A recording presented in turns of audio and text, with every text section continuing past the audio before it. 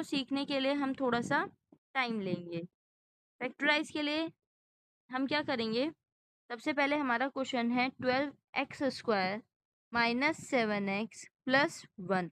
हमें क्या करना होता है, इसका जो x² का कॉफिशिएंट है और जो कांस्टेंट है इनकी मल्टीप्लाई करते हैं। 12 बन जा कितना आया, 12 आया लेट अस सपोज। तो हम इसके ऐसे फैक्टर करेंगे, उसके बाद हमें ये साइन देखना होता है। ये साइन अगर प्लस है तो प्लस और माइनस है तो माइनस करके ये वाली डिजिट बननी चाहिए। तो इसमें क्या आया, 12 बन जा 12, 12 के हम फैक्टर करेंगे 2 से 6, 2 से फिर करेंगे 3, 3 से फिर करेंगे 1। बीच में कौन सा साइन है, प्लस का।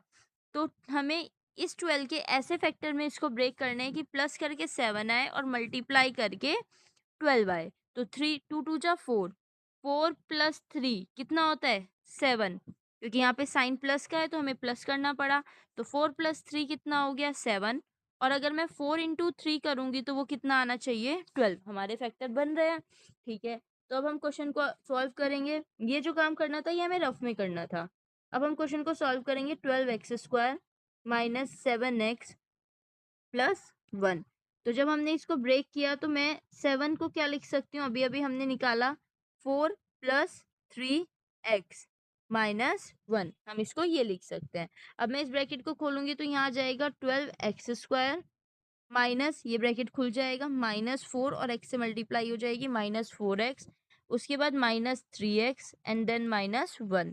इस पूरे में से क्या कॉमन आ रहा है हमारे पास, जो दोनों टर्म में अवेलेबल है। देखो दोनों चीज 4 का भी फैक्टर होती है तो एक 4 तो बाहर आ ही जाएगा। उसके बाद दोनों में x भी है तो हमने x भी बाहर ले लिया। अंदर क्या बचा, 4 3 जा 12, तो यहाँ 3 बचा।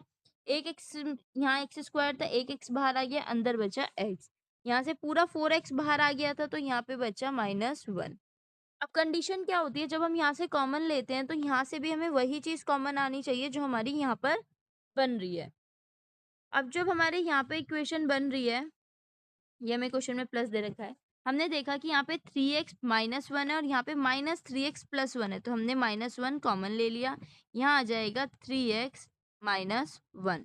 अब देखो अंदर वाली टर्म सेम बन गई तो हम इसको कॉमन ले लेंगे। यहाँ बाहर आ जाएगा 3x माइनस 1 और 4x माइनस 1। अभी ये हमारे फैक्टराइज हो गए। अब इसको हम थोड़ा सा अच्छे से समझेंगे। हम अपने क्वेश्चन की तरफ आते हैं। सेम जैसे मैंने अभी आपको बताया, हमने इसके फैक्टर किस में तोड़ दिए, 7x को ब्रेक कर दिया था 4x माइनस 3x। यहाँ पर डायरेक्ट आंसर दे रखा है इन्होंने, लेकिन मैंने बता दिया हमने इसको कैसे फैक्टराइज किया है। उसके बाद हमने इस वाली टर्म से कॉमन ले लिया 4x, यहाँ अंदर बच गया 3x माइनस 1, सेम माइनस 1 फिर कॉमन ले लिया और यहाँ अगेन सेम। जब भी अगर हमें कभी चेक करना होता है कि हमारा क्वेश्चन सही चल रहा है या नहीं, अगर ये टर्म हमारी कभी भी अलग आती है, डिफरेंट बन रही है, तो दैट मीन्स हमने अपनी क्वेश्चन में यहाँ पर कोई ना कोई गलती करी है, तो हमें इसको दोबारा से चेक करना पड़ेगा। अगर हमने ये चीज हमारी मैच हो गई दैट मीन्स हम बिल्कुल सही चल रहे हैं। उसके बाद हम इस डिजिट को बाहर कॉमन ले लेंगे, अंदर बचेगा यहाँ पे 4x माइनस 1 और वो हमारा अलग फैक्टर। जब भी कभी x² होगी हाईएस्ट टर्म तो कितने फैक्टर निकलेंगे, 2। और अगर x³ होगी दैट मीन्स कितने फैक्टर निकलेंगे, 3। तो यहाँ पर हमारे पास हाईएस्ट पावर 2 थी तो हमारे पास कितने फैक्टर्स निकल गए, इसके 2 फैक्टर। मतलब अगर मैं x की जगह इन दोनों में से कोई भी वैल्यू रखूंगी तो हमारे आंसर कितना आएगा, रिमाइंडर क्या आएगा, 0। तो इतनी बात क्लियर हुई। अब सेकंड क्वेश्चन में, ये हमारा बेसिक था, सेकंड क्वेश्चन का फैक्टराइजेशन भी कर लेते हैं एक बार। सेकंड क्वेश्चन का फैक्टराइजेशन में हमें क्या गिवन है, हमें क्वेश्चन गिवन है 2x² प्लस 7x प्लस 3। हम इसको लिख लेते हैं कहीं पे, 2x² plus 7x plus 3। Same step repeat करेंगे जैसे हमने पहले किया था। जो हमारा कॉफिशिएंट है x का और जो हमारा कांस्टेंट टर्म है उसकी मल्टीप्लाई करेंगे। 3 2 जा 6। अब मुझे क्या करना है, 6 के ऐसे फैक्टर करने हैं। फिर मैंने साइन देखा कि प्लस करके क्या आ जाए 7, तो इसमें मुझे फैक्टर करने की नीड नहीं पड़ी। क्यों, क्योंकि अगर मैं इसके फैक्टर कर भी दूं तो इसके फैक्टर करके आएगा 3 और 2, और जबकि इन दोनों को प्लस करके क्या आएगा 5, लेकिन यहाँ पे हमें क्या चाहिए 7। तो मुझे कुछ और सोचना पड़ेगा कि किसी और तरीके से इसके फैक्टर्स क्या आ सकते हैं, किसी और तरीके से इसके फैक्टर्स क्या आ सकते हैं। क्वेश्चन क्या था हमारा, क्वेश्चन था हमारा 2x² प्लस 7x प्लस 3। तो अब हमें कुछ और सोचना पड़ेगा, तो हमने सोचा 6 1 जा 6 and 6 plus 1 is equals to 7। तो 3 2 जा 6 मल्टीप्लाई करके 6 भी बन रहा है और इन दोनों को अगर मैं ऐड कर दूं यहाँ के साइन के अकॉर्डिंग, तो हमारा ये मिडिल वाली टर्म 7 भी बन रही है। तो हमारे हमें फैक्टर मिल चुके हैं। अब हम रखेंगे इसमें वैल्यू, यहाँ लिखेंगे 2x² plus 7x plus 3 is equals to 0। 2x² को ऐसे ही रहने देंगे, 7x को ब्रेक कर देंगे, किस किस में, 6 प्लस 1 x प्लस 3 में, इज इक्वल्स टू 0।